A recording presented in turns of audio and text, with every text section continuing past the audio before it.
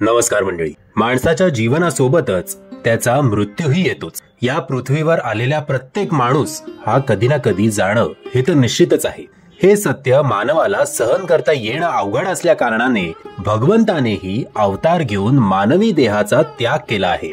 हिंदू धर्मातील 16 संस्कारांमध्ये अंत्यसंस्कार हा अंतिम संस्कार आहे.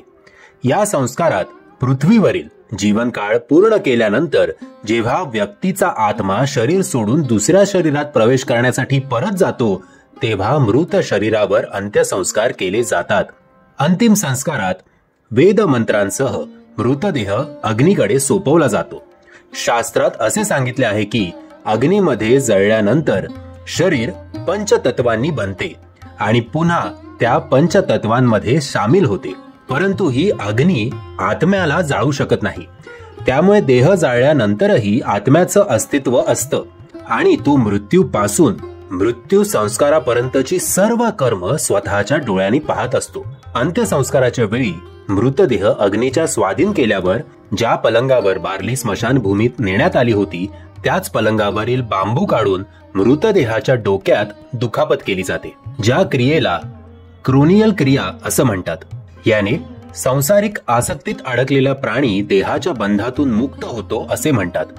काही लोकांचा आत्मा देह सोडल्यानंतर आपल्या कर्माची फळं भोगण्यासाठी या पृथ्वीवरून निघून जातो. परंतु काही लोकांचा आत्मा तो या पृथ्वीवरच भटकतो. पुराणात असे सांगितले आहे की मृत्यू नंतरही काही लोकांचा आत्मा त्यांच्या कुटुंबातील सदस्यांवर मोहित राहतो. जेव्हा आत्मा मोहित होतो तेव्हा त्या व्यक्तीचा आत्मा त्यांच्या कुटुंबातील सदस्याभोवती फिरत असतो. या स्थितीत त्या व्यक्तीला मोक्ष मिळू शकत नाही आणि त्याला त्रास सहन करावा लागतो. अंत्यसंस्काराच्या शेवटी कुटुंबातील सदस्य स्मशानभूमीतून परतायला लागतात तेव्हा सर्व लोक 5 लाकडी तुकडे 3 उजव्या हातात आणि 2 डाव्या हातात ठेवतात. या 5 काठ्या आपल्याला डोक्यावरून मागे टाकायच्या असतात आणि मग घरी परतायचे असते. या कारवाईनंतर मात्र आपल्याला मागे वळून पाहायचे नसते. असे मानले जाते की 5 काठ्या फेकून मृत्यू पावलेल्या व्यक्तीच्या आत्म्याला सांगितले जाते की आता तू या पंचभूतांमध्ये विलीन हो आणि या जगाची आसक्ती म्हणजेच ओढ सोडून दे. तू तुझ्या पुढच्या प्रवासासाठी पुढे जा.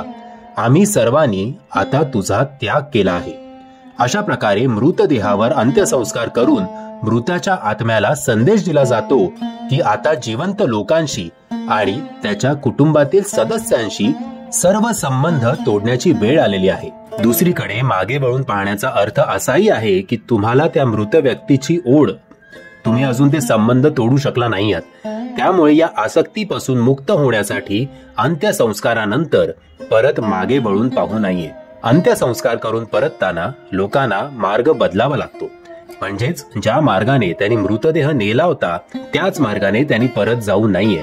घरात प्रवेश करण्यापूर्वी अग्नी, पाणी, लोखंड, दगड यांना स्पर्श करावा लागतो. यानंतर मिरचीचा तुकडा आपल्या दातांनी दाबावा लागतो. अन्य कुठेतरी लोक शुद्ध होण्यासाठी शुद्ध तूपही पितात. असे मानले जाते की तूप नकारात्मक शक्तींचा प्रभाव दूर करते. म्हणजे मला माहितीये की आत्ताच्या काळात या सगळ्या गोष्टी एवढ्या पाळल्या जात नाहीत. बट समजा तुम्हाला या सगळ्या गोष्टी जाणून घ्यायची इच्छा असेल आणि माझ्या व्हिडिओ मार्फत तुम्हाला काही प्रमाणात अगदी थोडक्यात या गोष्टी समजल्या असतील तर प्लीज या व्हिडिओला लाईक, शेअर आणि चॅनलला सबस्क्राईब करायला विसरू नका. धन्यवाद.